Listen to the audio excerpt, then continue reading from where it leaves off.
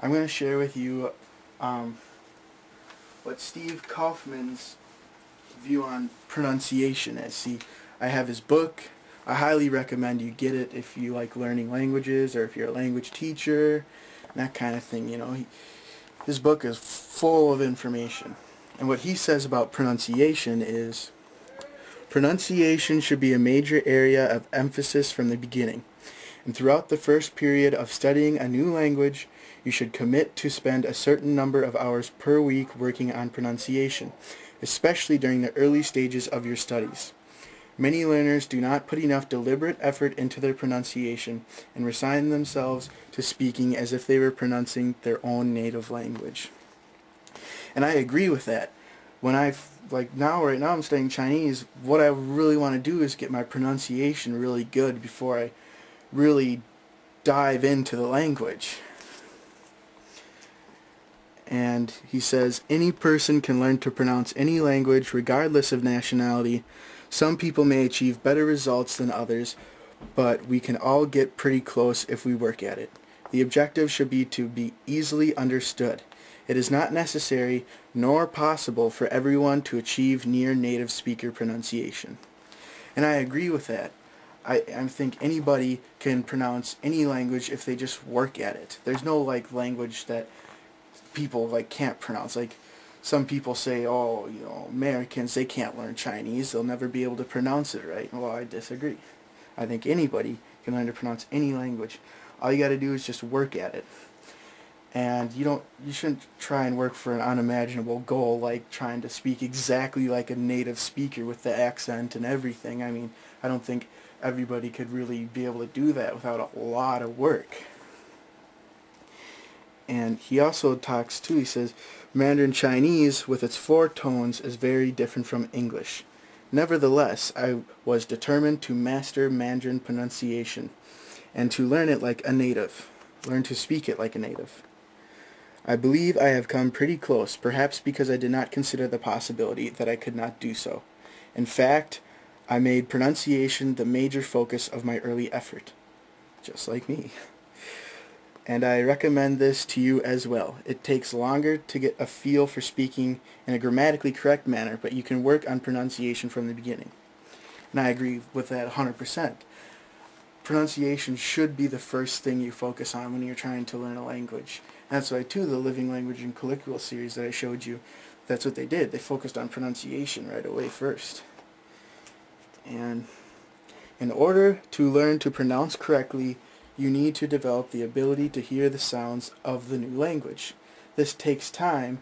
There are 4 key steps to developing pronunciation accurately. First, listen. That's what I do. I listen. I watch Chinese movies. I listen to Chinese radio over the internet. And I listen over and over and over again to the CDs that came with those books. I have a cheap little MP3 player that I bring to school with me and carry around with me a lot, and I put the CDs on there from the books so I can constantly be hearing the Chinese, and that way I can make my pronunciation better. He says, first listen repeatedly to individual sounds and to material within your basic range of comprehension, concentrating on pronunciation. Listen carefully to the intonation. Try to become conscious of the rhythm and breathing pattern. Try to identify separate words and phrases. With repetition, this gradually becomes easier. The language sounds strange at first, but will become more familiar with repetitive listening. I find that, really true.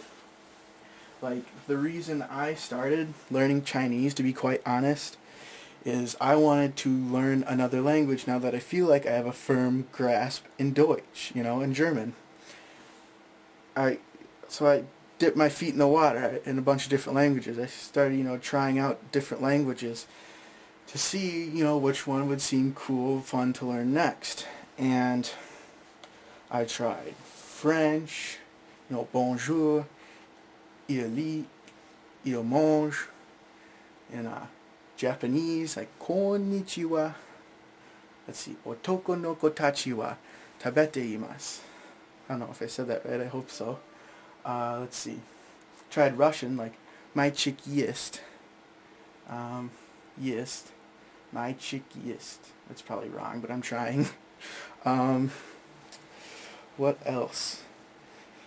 Spanish, but I don't. I think I'll learn it eventually, but I thought, that's too much like English. I wasn't too interested. And I tried Chinese, and I was kind of like, whoa. I took a step back for a minute, and I was like, dang, that sounds really strange to me. Chinese is so different than English, and I figured, well, out of all the different languages I kind of tried, I thought, Chinese would be a challenge, because it is different than English. It's pretty different. And it sounded so weird and foreign to me at first.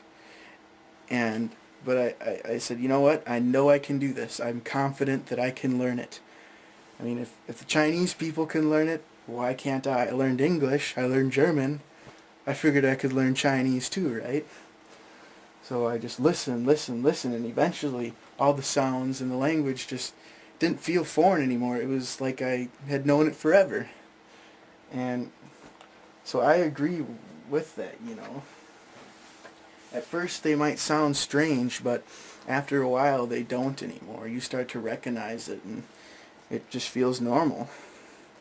I picked Chinese because it was not like English, because it was hard to pronounce, and I thought the characters would be a challenge too, but now as I'm getting into Chinese, the grammar's a lot like English, and I find the grammar to be easy. I mean, probably the easiest out of all the languages I've looked at. Grammar in Chinese is a piece of cake. It's just the pronunciation that I struggle with the most. Learning characters is, I think, quite fun, and they're kind of artistic, and I mean, yeah, you gotta learn a lot, and it can sometimes be a pain in the butt, but I think it's fun and not really that big of a deal. To me now, Chinese is kind of, I guess, easy for me. It's just that at first it sounds weird, but you'll get used to it.